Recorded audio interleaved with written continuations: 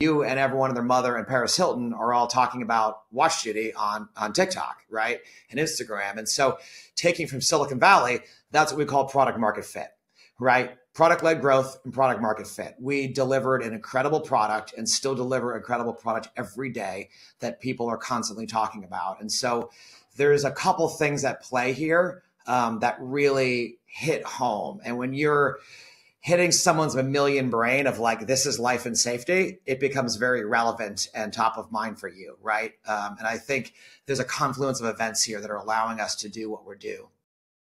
You know, the podcast is called A Bit of Optimism. I brought you on here to inspire and to share who you are and the goodness that you're doing. But, you know, you're making me angry, and I now am filled with spite. As you say, spite's a wonderful motivator, because I'm literally going through a list of people who are incredibly smart. They're engineers, they're marketers, they're brilliant leaders, and they did it for their companies. They had brilliant market fit. They solved a problem. They became the gem in whatever industry they're in.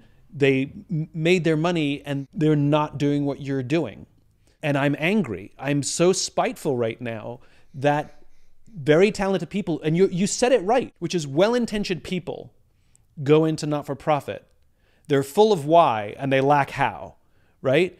Lots of desire to do good, a lot of good intention, you know, and it breaks down and politics show up, and they don't have the product stuff. And then on the business side, you have a lot of product ingenuity, you have a lot of how, sometimes lacking the why. You're doing the thing that is the way a business and a charity should both work. So I'm just very angry. So thank you very much for that.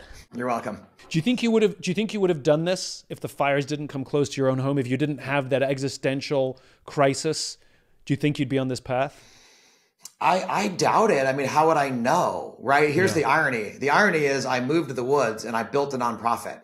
The nonprofit existed before I built WatchDuty. I knew I was going to do this. I knew I was going to apply my skills to do something crazy for the world, and really help, like, first principle, bottom of Maslow's hierarchy of needs, like food, water, shelter, safety, sanitation, like things that I really care about.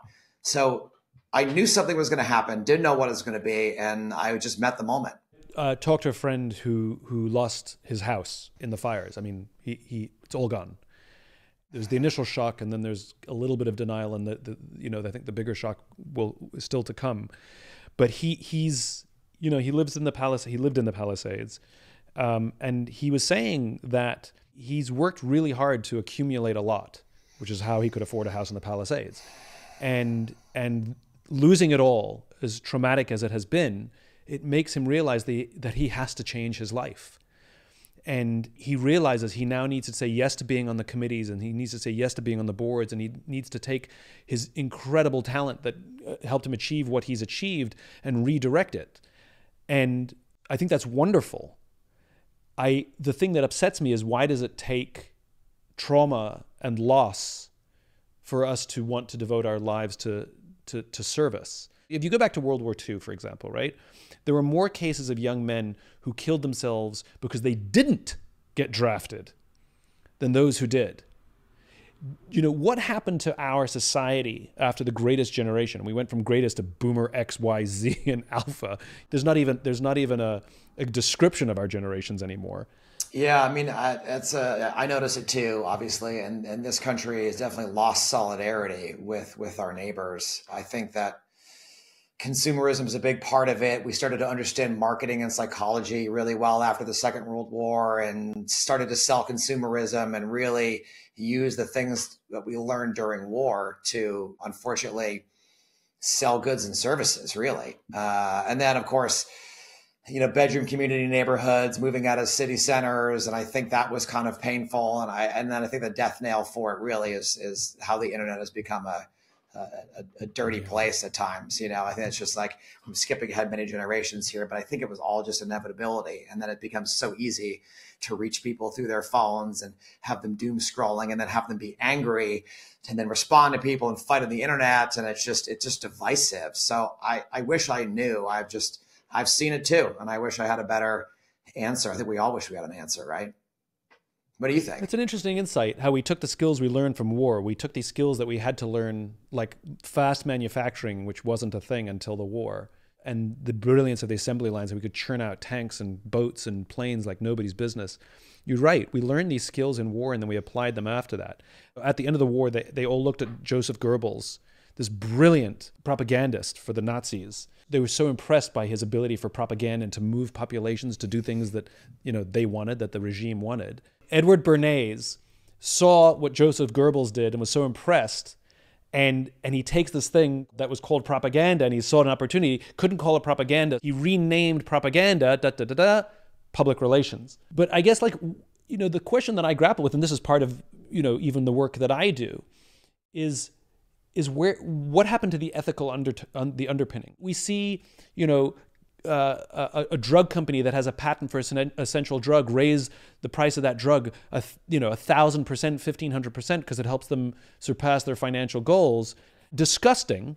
And when we drag their CEOs in front of Congress to testify, they all say the same thing, which is, we followed the law. We didn't break the law, which is true. None of them broke the law. That is not illegal, but it is horribly unethical. And the law is a lower standard than ethics. And I'm just curious, it definitely changed where ethics were a thing. I mean, chivalry was a thing where your word was vital. And this thing about ethics and chivalry, your word and honor, these words they're gone. Now it's just show me the metric. And if the metric is good, I'll do it. If it's not, I won't.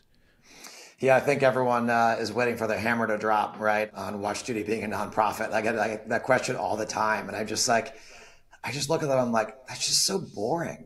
Yeah. We've heard that story before. Who wants to hear that again? That's not what I want to leave behind. It just seems like we're in a generation of if you can, it means you should.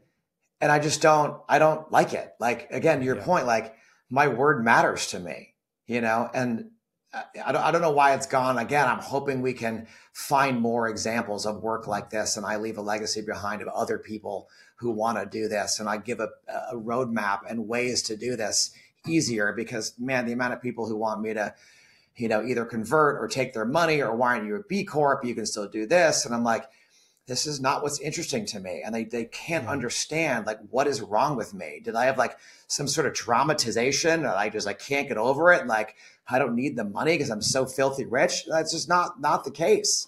I put $1 million of my own company into this, my own money into this company, right? Because I just wanted to prove to myself it worked. And now that it worked, it's making money. I'm finally taking a paycheck again as of January 1st. Not much, but whatever, man. Money will come and go. This is a once in a generation, thing. And I really want to lead other people to this path, and hopefully, again, leave the world a better place than we found it. Amen. Tell me an early specific childhood memory. I'm just very curious about you. Well, I mean, when I was really young, I was, building with my father, which was always really fun for me. He's a woodworker. Actually, he's an IBM executive, but he had a wood shop, and he grew up that way. His father was World War II. He went to war at 17 or something. That lied about his age, and went to the Pacific Theater. Became an engineer. It's in my blood to build, right? We're builders. And so I was, helping him restore anything that I could. And I really just loved spending time doing that and in creating things out of nothing. And I took that into computers as well, because there were times where he wouldn't want to help me, or I was too young to use a power tool. So I would start hacking on computers. And so that's kind of how I got into this. Is there a specific one that stands out, a specific project you worked on with your dad, something that really stands out? I remember one. My favorite class in middle school, I think, was called technology. It's really a woodworking class mostly. And we had to build little air-powered robots. So it's like a little robot arm that has a bunch of syringes with air lines going to them. You can articulate the arms back and forth. And so I remember my dad helping me do this. And of course, I won because my dad built a lot of the damn thing.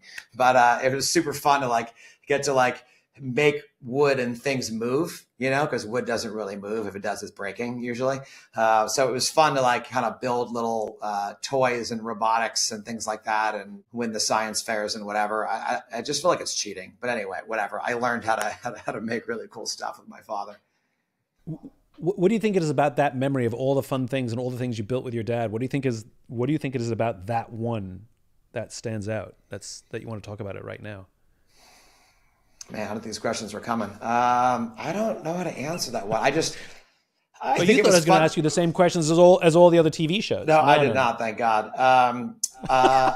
What was again? I think I said it before. What was fun for me was like reimagining wood in a different way, right? Like Yeah, wood is not supposed to move, and it was fun to be able to yeah, use these things to like prototype a moving object. It's just not something yeah. you normally would do, and I like mixing materials, which I do now a lot in my life. Software, hardware, machines, cars, computers. I like the part of the Matrix where the little kid is bending the spoon, and he looks at Neo Hmm. and he's like, "You have to remember, there is no spoon." Right? None of this is real, and you can bend reality, And so, like these moments allowed me to realize I'm limited by my own beliefs, right? And so, I think that's what really got me to think bigger. I think that theme has repeated. You are inspiring us to reimagine. You're inspiring us to reimagine, how to apply our brains to solve problems. You're asking us to reimagine how a charity works. You'll pay them real world salaries because you can. There's just no shareholder to extract, profit for. And you're asking us to reimagine what a charity looks like. That maybe that you don't have to have these 4 impact companies that have IPOs, but rather just keep building charities that pay really well and solve real problems. You're asking us to reimagine what a metric is, how to define profit. You're asking us to reimagine what it means to live a life worth living. If we follow your route, we're cheating. Like we're beating cancer. We're overcoming these challenges. Like we win because we're cheating, because we're using our talents in a different way. You've definitely given me a lot to think about how we reimagine business, charity, all of this stuff.